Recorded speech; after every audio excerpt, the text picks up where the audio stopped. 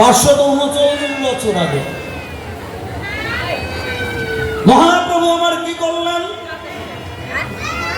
না, মহাপ্রভু আমার সচিমাতা বিষ্ণুপ্রিয়া সকলকে ছেড়ে সন্ন্যাসী হয়ে চলে গেলেন। আমরা বললাম সন্ন্যাস নিল, তাই না? মহাপ্রভুটা করেছিল কেন না, একমাত্র সন্ন্যাস সন্ন্যাস বাবা যাই বলেন, মূলত বিষয় ছিল এই সনাতন ধর্মটাকে তার রক্ষা করা।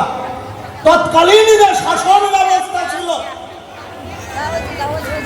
বিধর্মীদের শাসন ব্যবস্থা ছিল, এই সনাতনের উপর অত্যাচার হয়েছে। তখন ছিল সমাজতন্ত্র, সমাজপতিদের অত্যাচার আর এই ব্রাহ্মণদের অত্যাচার।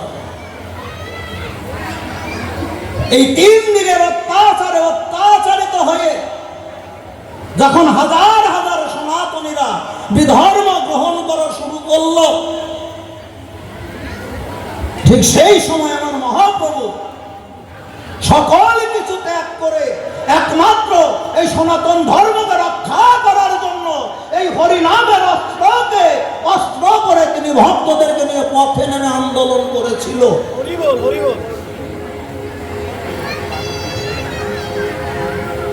আমরা যাই বলি মহাপ্রভু রাস্তায় রাস্তায় নাম বিলালো, তখন কি পরিস্থিতি ছিল? মহাপ্রভু নিজে আমার হাতে লাঠি ধরে সবার আগে আগে নাম করতে করতে গিয়েছে, পিছন পিছন ভক্তরা ছুটে গিয়েছে। আর সেদিন মহাপ্রভু বলেছিল যে হারি জন্মছি সকলেই সূচি, যে একবার দুই বাহু তুলে হরি বলে সেই আমার দলে। সনাতন ধর্মকে রক্ষা করার জন্য আমার গৌর হরি সব একাকার করে গেল। মুচি নাকর ডোম সে যাই হোক, সে আমার সনাতন নিয়ে বিশ্বাসী কিনা, সে আমার সনাতন ধর্ম অবলম্বন করে কিনা, এটাই শেষ কথা। আর বর্তমান যা গুরু গোসাই বাবা কি বলবো আপনাদের কাছে, সব চাইতে বেশি ক্ষতি এরা করেছে। আপনার বাড়ি একটা বৈষ্ণব সেবা দেন, 10 জন বৈষ্ণবকে নিমন্ত্রণ করবেন, তো আপনার 3 জায়গায় রান্নার ব্যবস্থা করতে হবে। ওই গোসাইয়ের মা গোসাই রান্না করলে ওই গোসাই খায় না, ওই গোসাইয়ের মা গোসাই যদি ওই বাড়ি যায়, ওই মা গোসাই ওই গোসাই ওই বাড়ি যায় না।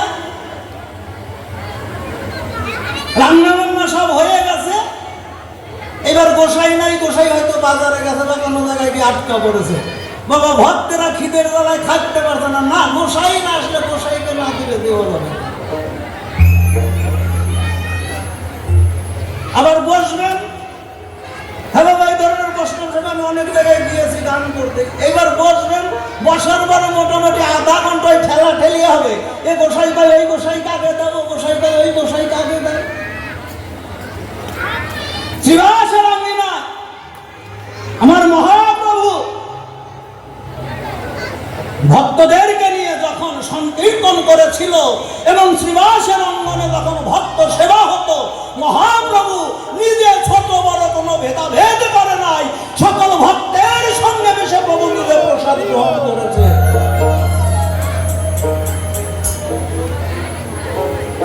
আর এখন তোমরা গুরু গোসাই যারা, তোমাদের মধ্যে তো হিংসা কেন? মহাপ্রভু সব এক করে দিল, কিন্তু তোমরা কেন ভাগ করো? তোমাদের ভিতর কেন এই ভাগাভাগিটা দেখতে পাই?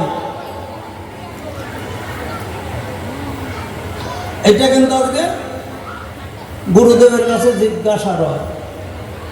কত ভাগাভাগি ভেদাভেদির কোনো কিছুর দরকার নাই। আসুন ওই গুরু গোসাইয়ের পাল্লায় পড়া মনে বললেন, সিটিংয়ে পড়ে গেলেন। কিন্তু একেবারে বাস্তব কথা, সকল কিছু ছেড়ে দিয়ে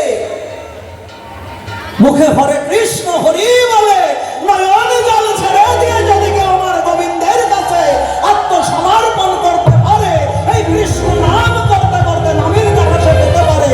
যেমন নিজের মধ্যে বৃক্ষ থাকে তারা যায় না চোখে দেখা, এই নামের মাঝে সেই নামে আছে যুগল মূরতি আঁকা। নাম এবং নামে অভেদ। এই নাম করতে করতে সেই নামের দর্শন পাওয়া যায়, তার অনেক প্রমাণেরও গোসাই দিয়ে এসে গেছে। এইবার একটা গান ধরে